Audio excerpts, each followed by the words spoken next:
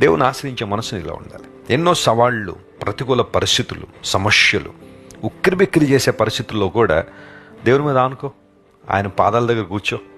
ప్రభా, నువ్వు తప్ప నాకు ఎవరున్నారు ప్రభా? నీవే నా దిక్కు కదా, నీవే నా సహాయం కదా, నా ఆదరణకర్త నీవే కదా, నన్ను బలపరచువాడు నీవే కదా, లోకమంతా నాకు ఎదురు నిలబడినా నువ్వు ఒక్కడవే నాతో ఉంటే చాలు కదా ప్రభు అని ఆయన మీద నువ్వు ఆధారపడగలిగితే దేవుడు ఖచ్చితంగా నిన్ను బలపరిచి జనశేషముగా నిన్ను ఉండనిస్తాను.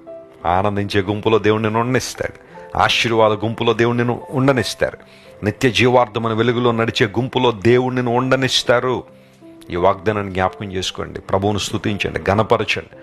ప్రభువా, ఈ వాగ్దానం నా జీవితం నెరవేర్చండి. నువ్వు ఉండవు అని ఎవరైనా సవాల్ చేశారా? బైబిల్ సెలవిస్తా ఉంది, దేవుడు నిన్ను ఉండనిస్తారు. Believe it, trust this promise and depend on God.